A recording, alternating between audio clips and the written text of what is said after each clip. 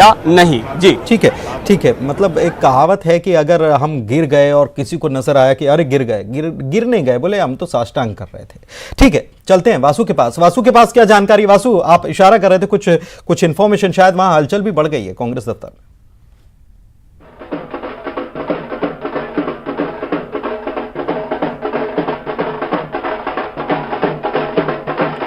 वासु, आपको आवाज पहुंच पा रही है?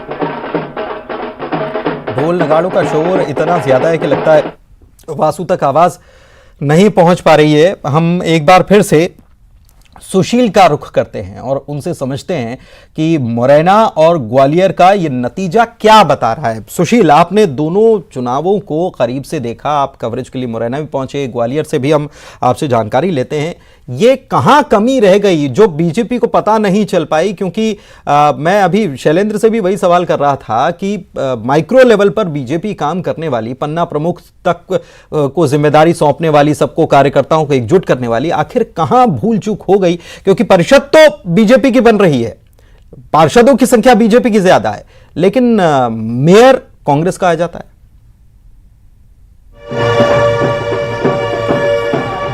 बिल्कुल सही बात। देखिए, ग्वालियर की बात करें तो ग्वालियर नगर निगम में भी इसी तरह का वाकया हुआ, जहां कांग्रेस ने मेयर पद को जीता है और 28,000 वोट से जीता है।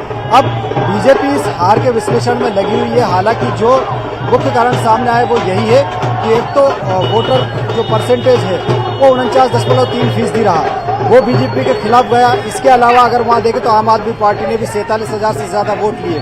तो जो बीजेपी से नाराज लोग थे उन्होंने भी आम आदमी पार्टी को वोट दिया।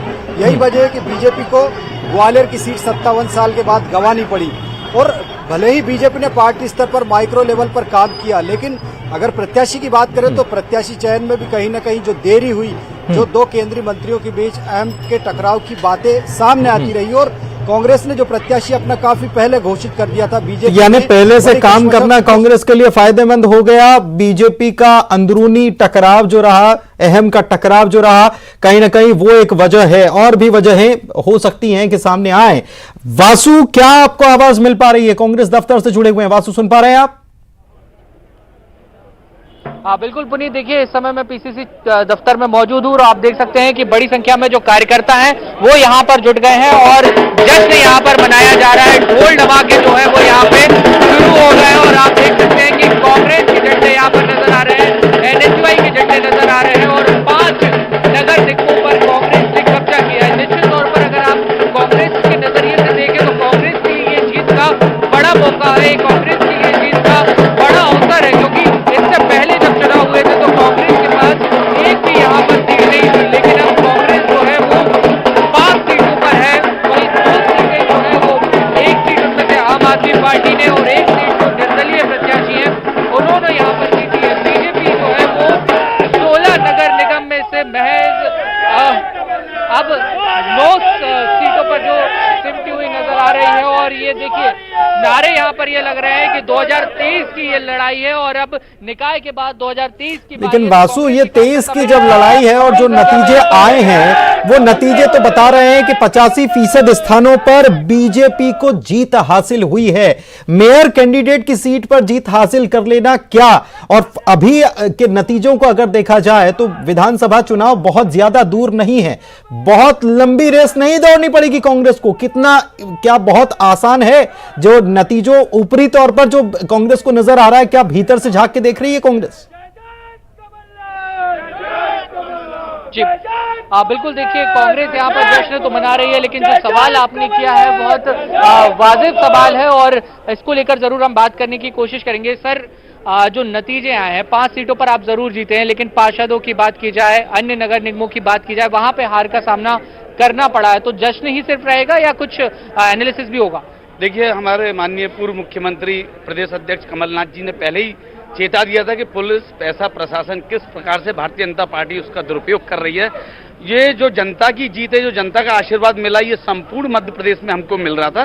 पर किस प्रकार से उनने कई जगह पे जो हमारे जीते हुए कैंडिडेट थे उनको कैसे बैकडोर एंट्री करके उस हमारी जीत को चुराया गया है, ये भी सर्वविदित है। और माननीय कमलनाथ जी ने ये भी बोला है कि जिसके नेतृत्व में जो टिकट दी गई है, जिसने जिम्मेदारी ली है, उसको आगे समीक्षा करके वासु, ये थोड़ी सी बात समझ में नहीं आती है कि एक तरफ जीत दर्ज होती है तो निर्वाचन प्रक्रिया पर भरोसा, और जहां हार है वहां पच नहीं रही है, और बैकडोर से एंट्री। निर्वाचन प्रक्रिया पर सवाल उठाना तो सही नहीं है ना।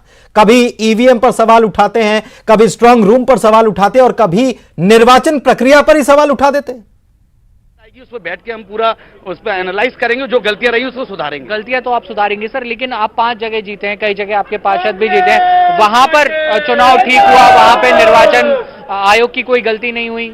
जहां आप चुनाव जीते हैं, जहां नहीं जीते वहां बैकडोर से एंट्री और सारी बातें। नहीं, देखिए, आप जिस जगह पे हमारे जो कार्यकर्ता थे, जो प्रत्याशी थे, उनके साथ में माननीय तनखा जी ने एक लॉयर साथ में रखा हुआ था, जो हमारा अधिवक्ता था, जो वकील था, वो एक चीज को मॉनिटरिंग कर रहा था। पर कई जगह ऐसी थी जहां पे हमारे जो प्रॉपर जो कार्यकर्ता थे वो कार्य नहीं कर पाए। कहीं ना कहीं उसकी वो खामियां रही, उसको हम दुरुस्त करेंगे। और कहीं ना कहीं भारतीय जनता पार्टी ने पुलिस, पैसा, प्रशासन का दुरुपयोग किया है। ठीक है, तो पुनीत देखिए, ये बात जरूर मान रहे हैं कि कहीं पे आवश्यकता रही है वहां पे हम काम करेंगे। एनएसयूआई के प्रदेश अध्यक्ष आशुतोष चौकसे हमारे साथ मौजूद हैं। आशुतोष, इस चुनाव में बड़ी जिम्मेदारी प्रदेश कांग्रेस की ओर से युवाओं को भी दी गई थी, युवाओं का वोट जोड़ने में कामयाब रहे, क्या लगता है इन रिजल्ट्स को देखकर? देखिए, निश्चित तौर पर कमलनाथ जी का जादू पूरे प्रदेश में सर चढ़कर बोल रहा है। जिस प्रकार से भारतीय जनता पार्टी को मुंह की खानी पड़ी है, पहले पिछले चुनाव में उनके पास 16 सीटें थी, आज उनके पास सिर्फ 9 रह गई हैं। 5 कांग्रेस पार्टी जीत के आई है, 2 उन्होंने अपने सत्ता सर चढ़कर जादू बोल रहा है, यह भी अच्छा है। नतीजे आए हैं तो बीजेपी भी खुश है, कांग्रेस भी खुश है, दोनों तरफ से जश्न भी मन रहा है, और जनता भी अपने हिसाब से खुश है। जनता ने जिसे चुना है वो मेयर भी बन गए हैं, या नगर अध्यक्ष बन जाएंगे, पालिका अध्यक्ष बन जाएंगे। कुल मिलाकर दोनों तरफ से विन विन पोजीशन है, और दोनों तरफ जश्न और मिठाइयां बट रही हैं। बहुत शुक्रिया वक्त की